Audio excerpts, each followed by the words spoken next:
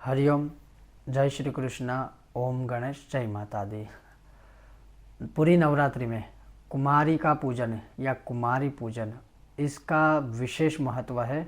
अगर आप नवरात्रि का व्रत करते हो, अगर आप नवरात्रि का अनुष्ठान करते हो लेकिन कुमारी पूजन नहीं करते हो, तो किया हुआ पूर्ण जो नवरात्रि का व्रत आदि है, अनुष्ठान आदि है, वो कभी सफल नहीं होते। अवश्य कुमारी का पूजन करना ही चाहिए।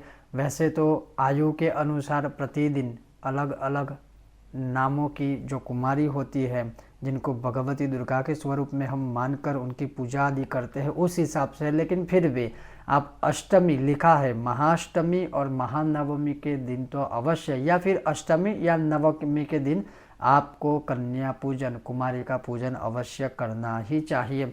अगर आप कुछ भी नहीं करते हो, नवरात्रि में व्रत पूजन आदि कुछ भी नहीं करते हो, फिर भी 9 कन्याओं को आवाहन करके 9 कन्याओं को बुलाकर अपने वहाँ उनका पूजन करते हो, आपको भगवती दुर्गा की पूर्ण से पूर्ण कृपा प्राप्त होगी। और जैसे भगवान शिव जी स्वयं कहते हैं, कुमारी पूजन फलम वक्तुम नार्हामि सुंदरी, जिह्वाकोटि सहस्त्रस्तु वक्त्रकोटि शतैरपि। कुमारी का पूजन का महत्व, फल वर्णित करने में भगवान स्वयं कहते हैं कि मैं भी समर्थ नहीं हूँ, तो फिर और कौन कर सकता है। और लिखा है कि कुमारी का पूजन क्यों, तो नील तत्व, योगिनी तंत्र, रुद्रयामल तंत्र, सर्व विद्या स्वरूपा, देवी भागवत, देवी पुराण, दुर्गा सप्तशती में भी अगर आप तात्विक रूप से कहीं ना कहीं अर्थ देखोगे तो वहाँ पर भी आपको कोई ना कोई प्रमाण प्राप्त हो जाएगा। शारदा तिलक आदि बहुत सारे ग्रंथों में कुमारी का पूजन का वर्णन किया गया है।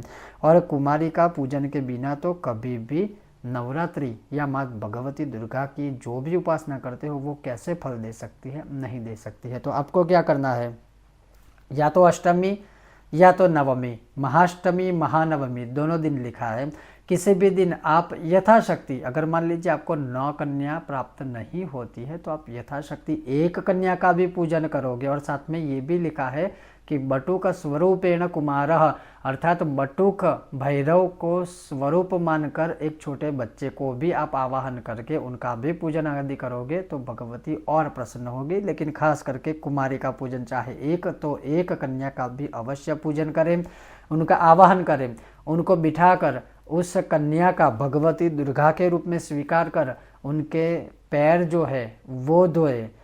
वो धोने के बाद पैरों को पोंछ कर साफ कर वहाँ पर तिलक करें, अक्षत अर्पण करें, पुष्प की पंखुड़ियाँ अर्पण करें। फिर दुर्गा स्वरूप उस कन्या को, उन कन्या को भी तिलक आदि करें, उनको मीठा कुछ खिलाए या उनको जो पसंद हो वैसी कोई मिठाई खिलाए। तो वो खिलाने के बाद फिर दोनों हाथों से उनके दोनों पैरों के चरण स्पर्श करें, नमस्कार करें, हो सके तो साष्टांग नमस्कार करें और फिर उनको अच्छा सा भोजन खिलाएं। अच्छा सा भोजन खिलाने के बाद, या जैसे माँ भगवती को जो प्रिय हो वैसा कोई भोजन खिलाए, या फिर भगवती स्वरूप, दुर्गा स्वरूप उस कन्या या उन कन्याओं को जो भी चीज़ें प्रिय हो वैसा उनको भोजन कराएं।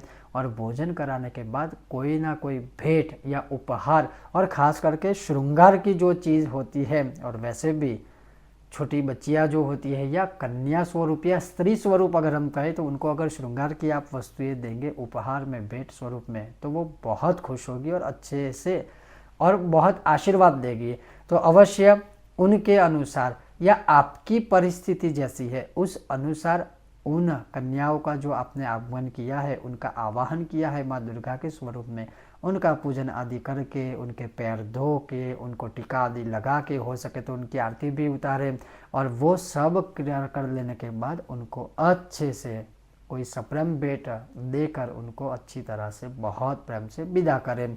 भगवती दुर्गा बहुत प्रसन्न होगी और आपको पूर्ण नवरात्रि का फल प्राप्त होगा। और ये आपको कब करना है, महाअष्टमी या तो महानवमी, अर्थात या तो 13 तारीख 2021 अक्टूबर को या फिर 14 अक्टूबर 2021 को। भगवती की पूर्ण कृपा प्राप्त होगी, पूर्ण नवरात्रि का भी फल प्राप्त होगा। और कुछ प्राप्त हो या ना हो, आपको एक आंतरिक रूप से बहुत खुशी प्राप्त होगी और माँ दुर्गा खुश होगी। तो ये था आज का विषय और वीडियो। आपको यह विषय वीडियो कैसा लगा अवश्य मुझे बताइए। अगर आपको यह विषय वीडियो पसंद आया है तो बिना भूले वीडियो को लाइक करें, ज़्यादा से ज़्यादा शेयर करें और हमारी चैनल को सब्सक्राइब करना मत भूलिएगा। आप सबका बहुत बहुत धन्यवाद। जय श्री कृष्ण। ओम गणेश।